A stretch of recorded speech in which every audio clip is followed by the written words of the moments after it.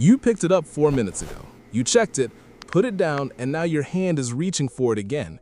You don't know why. There's nothing new there. You checked. You know you checked, but your fingers are already moving. That feeling has a name, and the explanation reaches back further than smartphones, further than the internet, further than civilization itself. The real reason you can't stop checking your phone has almost nothing to do with your phone. It goes all the way back to what your brain was built to do before any of this existed. Your brain is a prediction machine. Every single second of your waking life, it is running simulations. It is asking, what happens next? It evolved to do this because the ancestors who could predict the future, even just 5 seconds ahead, survived. The ones who couldn't, didn't. This is not a metaphor. This is the actual hardware running inside your skull right now. Psychologist Michael Gazzaniga spent decades studying how the human brain constructs reality, and one of his core findings is this: your brain is constantly generating narratives, constantly seeking resolution. It hates open loops. An open loop is any question without an answer, any expectation without a payoff.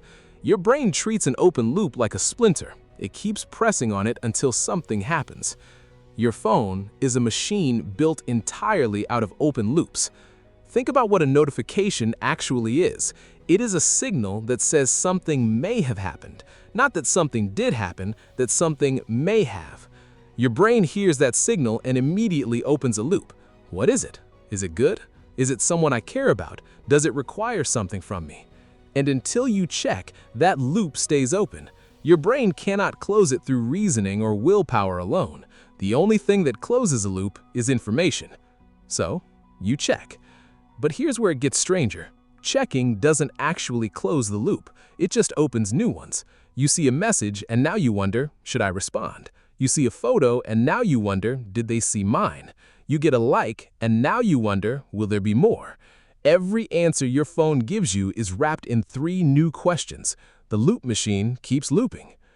Neuroscientist Kent Berridge at the University of Michigan spent years separating 2 things that most people assume are the same: wanting and liking.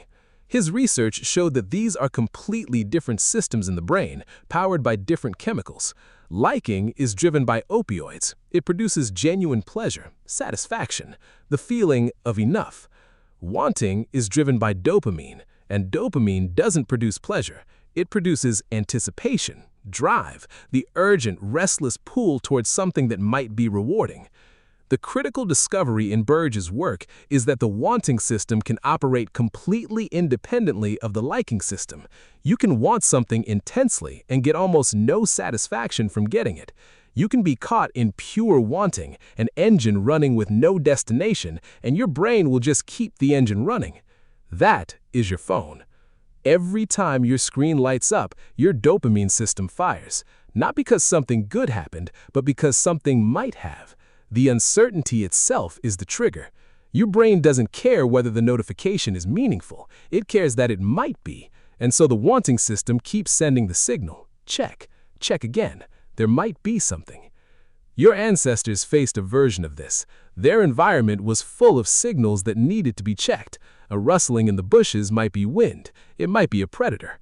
A darkening sky might be a passing cloud. It might be a storm coming. The brains that ignored these signals didn't survive long enough to pass their genes forward. The brains that compulsively monitored the environment, that couldn't leave a signal unchecked, those were the brains that made it. You are descended entirely from the ones who couldn't stop checking. This is not a flaw. For hundreds of thousands of years, it was a survival advantage. The problem is that evolution built you for an environment made of physical signals, and now you live in an environment made of manufactured ones. Every app on your phone was designed by engineers who understood your wanting system better than you do. The red notification badge, the infinite scroll that never resolves, the variable reward. Sometimes a good post, sometimes nothing, sometimes something amazing, but you never know which one. All of it is built to keep your dopamine system in a permanent state of anticipation. B.J. Fogg, a behavioral scientist at Stanford who has studied persuasive technology for over 20 years, calls this the design of captology, the science of using technology to change human behavior.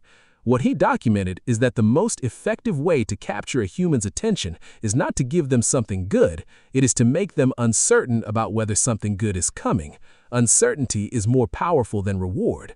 Your phone is an uncertainty machine, and uncertainty is exactly what your brain was built to hunt. There is a moment, you have felt this, where you unlock your phone with no intention at all.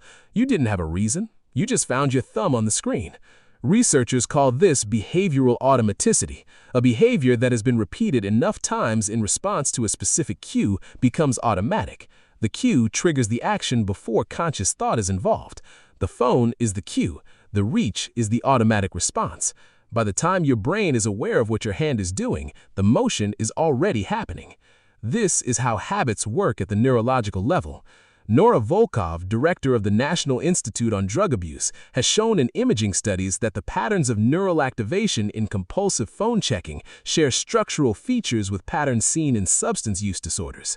The brain doesn't distinguish between a compulsive loop triggered by a chemical and a compulsive loop triggered by a notification. The architecture is the same.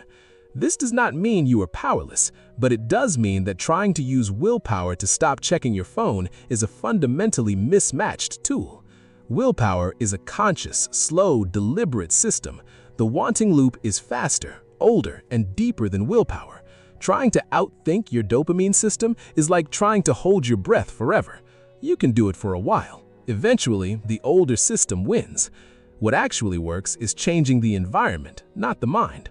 Berridge's research suggests that the wanting system responds to cues. Remove the cue, and the wanting doesn't fire. Fogg's behavioral design principles say the same thing in reverse. To break a behavior, increase its friction. Put the phone in another room. Turn off badges. Break the cue-action loop at the cue. Your brain isn't broken. It is running exactly as designed. The design is just pointed at something that didn't exist when it was built. Here is what no one tells you about all of this. The wanting system, when it is functioning well, is one of the most extraordinary things evolution ever produced. It's the engine behind every creative pursuit, every ambitious goal, every act of exploration in human history. The same drive that makes your hand reach for your phone in a quiet moment is the drive that moved your ancestors across continents and into the unknown. It is restless, yes. It is uncomfortable, yes. But it is also the reason curiosity exists at all. The question is not how to silence it. The question is where to aim it. Because that itch, the one your phone keeps scratching and never actually curing, that itch is the most ancient engine inside you, still running, still searching, still asking, what's out there? What happens next? Is there something I should know? 4 minutes ago, you picked up your phone. You put it down, and your hand is already moving again. Now you know why.